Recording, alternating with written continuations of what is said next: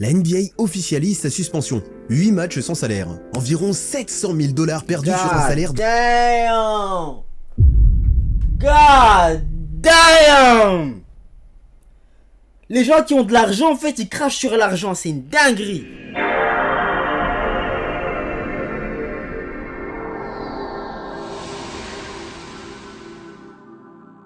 Yeah, band for band. Baby veut un gars qui peut. Band for band, baby veut que je la prenne à l'arrière de la Benz.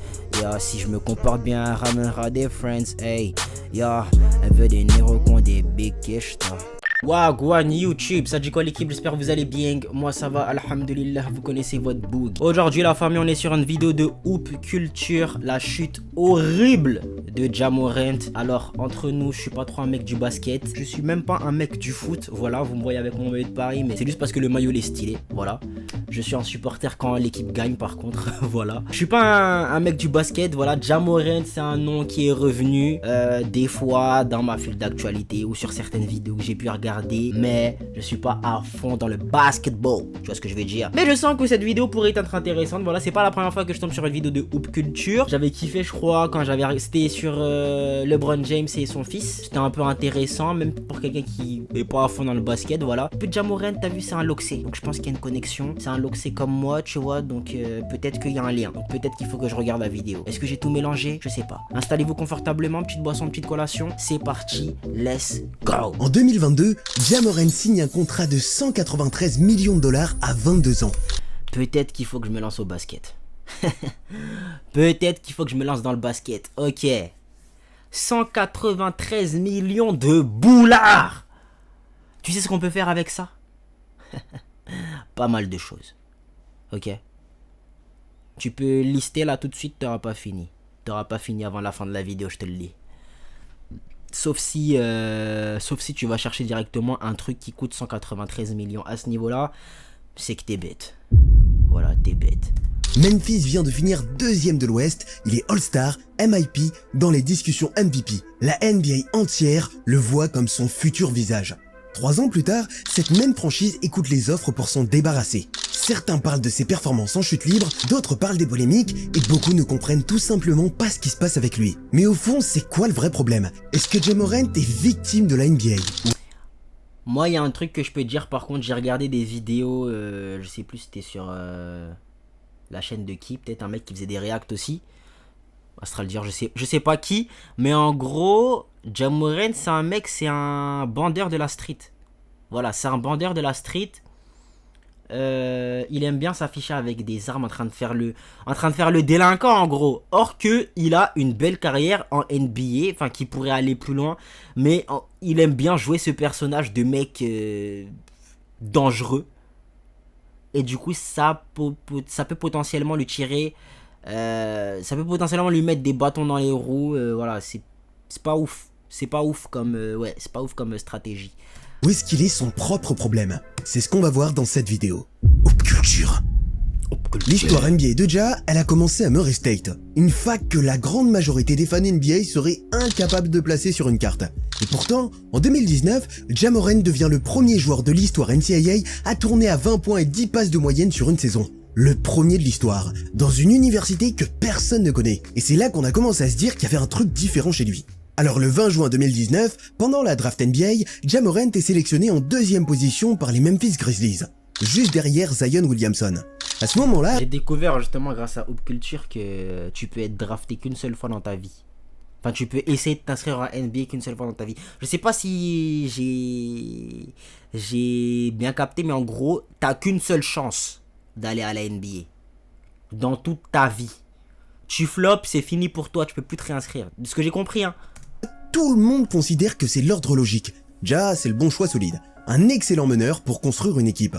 Dès sa première saison, Ja affiche 17 points et 7 passes de moyenne. Et les statistiques ne racontent même pas la moitié de l'histoire. Ce qu'elles te disent pas, c'est l'effet que ça faisait de le regarder jouer. Un meneur d'1m90 qui monte dunker sur des pivots de 2m10. Un premier pas tellement explosif que les défenseurs semblent évoluer au ralenti. Et surtout des posters qui font le tour des réseaux en quelques heures. Personnellement, Ja, il m'avait matrixé. Le mec était explosif, imprévisible, insolent, il avait pas peur.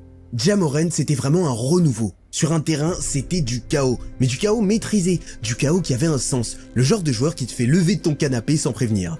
Et c'est ce même chaos qui a redonné une identité à Memphis, parce qu'il faut se rappeler où en étaient les Grizzlies avant son arrivée.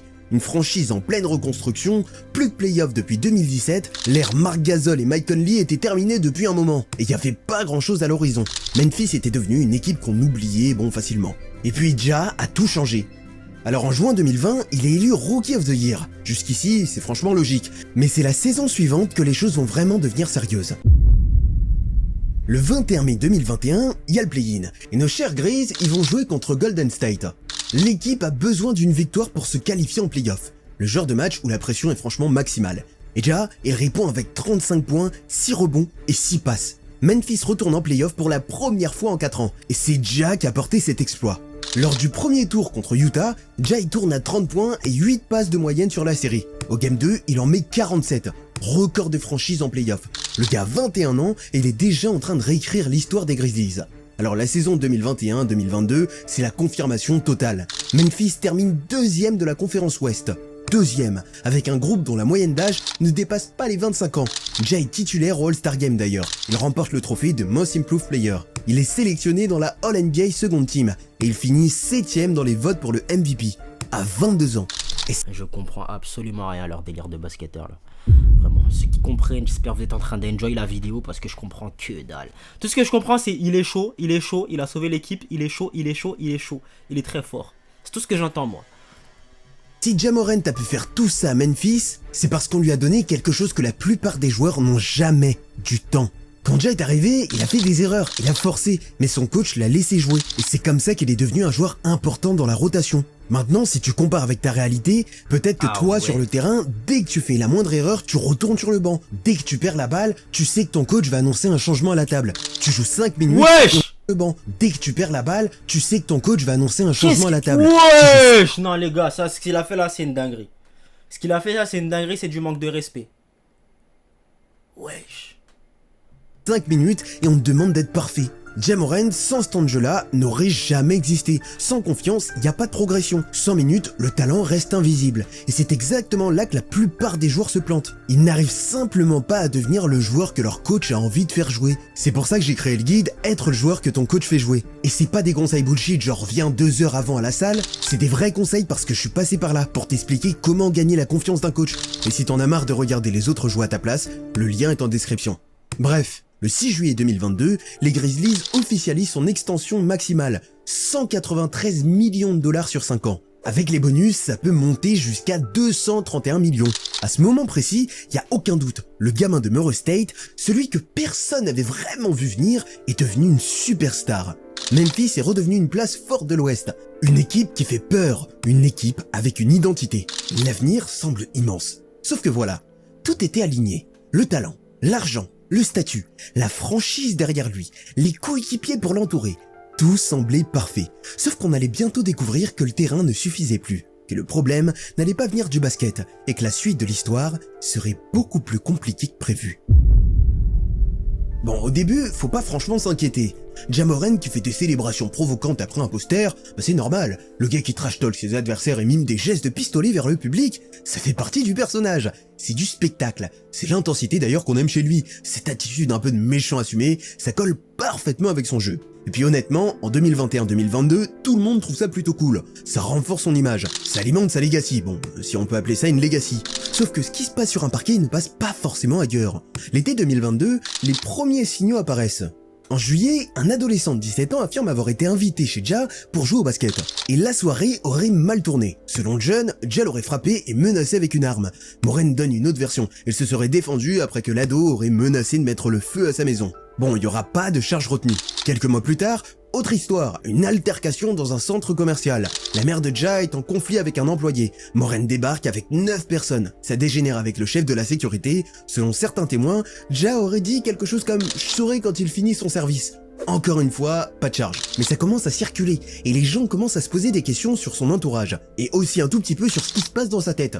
Et puis arrive le 4 mars 2023. Les Grizzlies viennent de perdre contre Denver. Il est 5h19 du matin. Ja Morant est en live sur Instagram depuis un street club. Les torses nus, le rap, l'ambiance est festive. Et là, il sort une arme et il a... C'est ça que moi j'ai entendu. C'est vraiment un bandeur de rue. Un BDR, comme j'aime les appeler. Un bandeur de la street. Punaise. Ça là, ça m'étonne pas que ça lui mette dans le caca, hein, frère. En fait, je sais pas pourquoi. Est-ce que c'est des trucs qu'il faisait déjà avant et du coup qu'il a du mal à lâcher? Parce que si c'est ça, ce serait plus compréhensible. Mais si c'est des trucs qu'il ne faisait même pas avant et que maintenant il a de l'argent, il veut faire le show, c'est là que c'est bête. C'est là qu'on commence à te prendre pour un TB Pro Max, tu vois ce que je veux dire? Donc frère, je sais pas, remets-toi en question, wesh. Montre à la caméra. Bon, je vais pas te faire un dessin, le live est coupé, le compte est désactivé dans la journée. Mais c'est trop tard, la vidéo a été clippée, elle tourne déjà partout. Et cette fois, c'est pas des bruits de couloir. 2 jours plus tard, Jay annonce qu'il s'éloigne de l'équipe pour gérer son stress et son bien-être. Le 14 mars, la NBA officialise sa suspension. 8 matchs sans salaire. Environ 700 000 $ perdus sur un salaire de... Damn! God damn! Les gens qui ont de l'argent, en fait, ils crachent sur l'argent. C'est une dinguerie. C'est une dinguerie. En fait, tes sottises là, ça t'a fait perdre tout ça. Tes sottises là, ça t'a fait perdre tout ça. J'ai envie de l'insulter. J'ai envie de l'insulter. Punaise. Frère, nous, on est là, on gagne des 20 € et tout. Bon, alhamdoulilah, t'as vu, on n'est pas en train de crever de faim. Tu vois. Mais toi, frère, t'as tout ça, ma gueule. T'es là, tu... Wesh. Carrément, je chuchote, tellement je suis énervé, je chuchote. C'est le mec énervé, il chuchote. 12 millions. Adam Silver prend la parole et qualifie le comportement d'irresponsable, potentiellement dangereux. Oui. Ja Morant, il va publier un communiqué. C'est pas qui je suis, je tolère pas la violence. La police de Glendale ne retient pas de charge. L'affaire semble se calmer. Mais retenir des charges par rapport à quoi? C'est pas bien de s'afficher avec une arme à feu en live. Bah si c'est par rapport à... Bah, quoique, je sais pas. Par rapport à l'histoire dans le centre commercial avec sa mère, bon, peut-être. Mais une mehar en live, c'est interdit par la loi. Interdit par la plateforme, ça m'étonnerait pas. Mais interdit par la loi, c'est... Je sais pas. À ce moment-là, beaucoup pensent que c'est un incident isolé. Un moment de stupidité comme on en a tous eu quand on était jeunes. Il a compris, il va se reprendre. Il va recommencer. Sauf qu'il se reprend pas. Voilà, il va recommencer. Le 13 mai 2023, 2 mois plus tard, nouvelle vidéo, nouveau live Instagram, cette fois depuis le compte d'un de ses amis, Davante Pack. Jay est dans une voiture à Memphis, il rappe, et il brandit une arme encore. La vidéo est supprimée rapidement, mais encore une fois, c'est trop tard, elle a été clippée. Et parce qu'en fait, ça aurait été une autre erreur. Belek, pourquoi pas, mais tu t'es fait péter exactement de la même manière. Réfléchissez aux dingueries que vous faites en live. Réfléchis, punaise. M'énerve, wesh. cette fois, le contexte est différent, parce que cette fois, il était prévenu, il avait été suspendu, il avait dit publiquement qu'il avait compris, et il a recommencé exactement la même chose. Le lendemain, les Grizzlies le suspendent de toutes les activités de l'équipe en attendant l'enquête de la NBA. Le 16 juin 2023, la sentence tombe. 25 matchs de suspension. Un tiers... Combien d'argent ça fait? Dis-moi combien d'argent ça fait, parce que tout à l'heure tu nous as dit, je sais pas, 8 matchs, ça lui a coûté 700K. Ça lui a coûté 700 000 boulards. 700 000 boulards. De la saison 2023-2024, sans salaire, avec des conditions strictes pour revenir. Programme obligatoire, 2024 tombe. 25 matchs de suspension. Un tiers de la saison 2023-2024, sans salaire, avec des conditions sans salaire. Non mais combien strictes pour revenir. Programme obligatoire, suivi psychologique, encadrement renforcé. Le commissionnaire de la NBA, Adam Silver, sera super clair. Cette récidive est alarmante. Ce comportement irresponsable avec des armes ne sera pas toléré. Et c'est là que la narration change complètement. Parce que le problème à ce moment-là, c'est qu'on n'a pas l'impression qu'il comprend. 2 lives avec une arme en 2 mois, malgré l'avertissement, malgré la suspension, malgré les excuses publiques, malgré le communiqué où il disait avoir compris. Ja Morant n'est plus perçu alors comme un joueur intense qui fait parfois des erreurs. Il devient un joueur dont on ne sait plus ce qu'il va faire la prochaine fois qu'il aura son téléphone en main à 3 h du matin. Et le pire dans tout ça, c'est que personne ne comprend vraiment pourquoi. Le gars a tout, le talent, l'argent, le contrat, la franchise qui croit en lui, et il continue de donner des munitions à tout le monde. Aux médias, aux détracteurs, à ceux qui n'attendent qu'une raison de le critiquer. Mais la question maintenant, c'est de savoir si Ja Morant peut encore inverser la tendance. J'espère pour lui. Maintenant, prenons un peu de recul. Parce que ouais, Ja Morant a fait des erreurs, c'est factuel. Mais il y a une autre question qu'on pose moins souvent. Est-ce que la NBA d'aujourd'hui est encore capable d'accepter un joueur comme lui? Si tu comprends pas, je vais t'expliquer. La Ligue en 2023, c'est une machine. Une machine à générer du contenu, des partenariats, des marchés internationaux. Depuis qu'Adam Silver a pris les commandes en 2014, la stratégie est claire.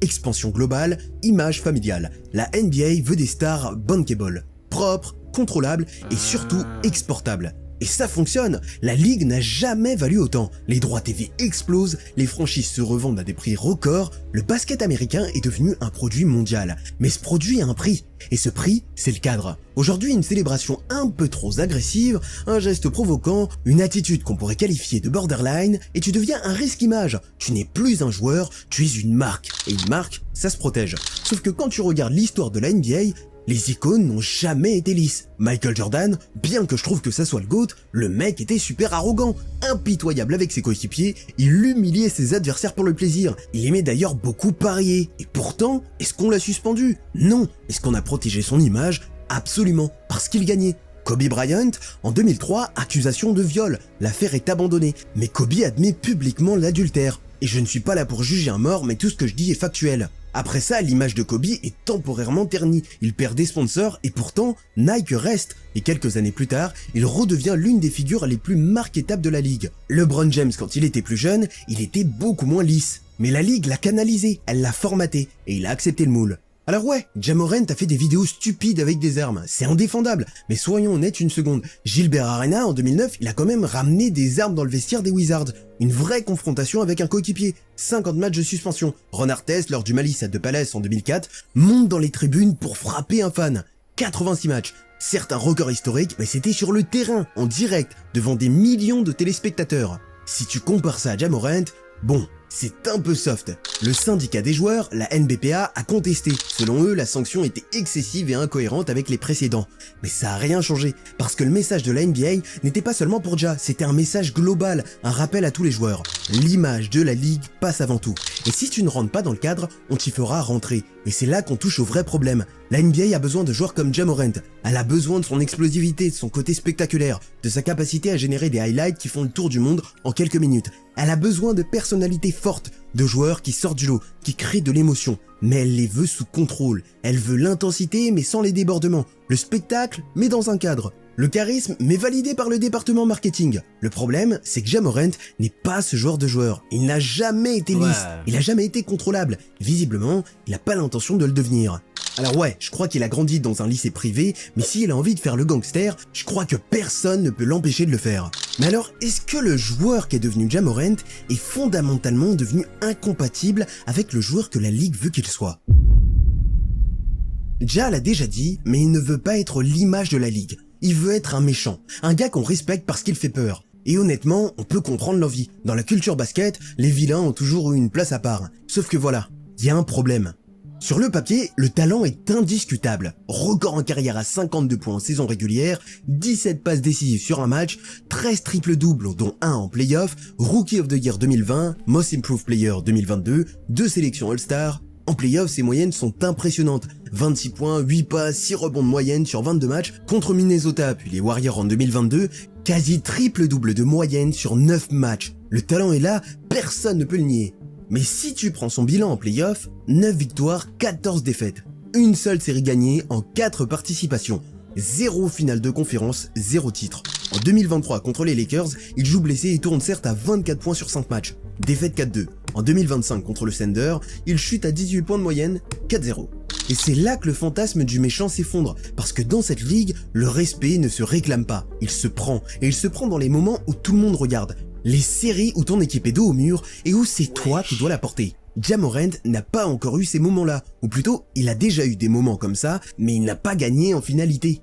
Et tant qu'il ne les aura pas, il peut poster toutes les vidéos qu'il veut, adopter toutes les attitudes qu'il veut mimer, ça ne changera rien, parce que les gens verront toujours l'écart entre l'image qu'il projette et ce qu'il a réellement accompli. Parce que pourquoi on tombe pas sur Jordan malgré son arrogance? 6 finales, 6 titres. Quand bien même tu le détestais parce que t'étais pour Utah, t'étais obligé de reconnaître son talent. Le vrai problème de Ja, c'est pas la NBA qui le cadre, c'est pas les médias qui le critiquent, c'est pas les suspensions qui le freinent. Le vrai problème, c'est qu'il essaie de jouer un rôle qu'il n'a pas encore mérité. Mais ça déjà, c'est quand il était... Ok. Ok, donc si en gros il gagnait, ça poserait pas de problème quoi. Donc, est-ce que ce serait pas un petit peu hypocrite? Ou c'est la mentalité de là-bas, je pense. Donc en vrai, non. Je sais pas. Je sais pas. En gros, moi, ce que je comprends, c'est que tu peux faire tout ce que tu veux tant que tu gagnes. Tu fais ce que tu veux. Tant que tu gagnes, c'est bon. Au top de sa forme, alors qu'aujourd'hui, on est franchement dans une chute qui fait peine à voir. En janvier 2026, la réalité est dure pour Ja Morant. Ja Morant tourne actuellement à 19 points et 7,6 passes de moyenne. Sur le papier, c'est encore des stats de bons joueurs. Mais quand tu compares avec ce qu'il faisait avant, le contraste est brutal. En 2021-2022 et 2022-2023, Ja tournait à plus de 27 points de moyenne. Il shootait à plus de 50% au tir. Il était All-Star, il était dans les discussions MVP. Il terrorisait les défenses adverses. Aujourd'hui, 41% au tir. 26% à 3 points. Sur plus de 11 tentatives par match derrière l'arc, son pourcentage de réussite est le plus bas de sa carrière, son efficacité globale aussi.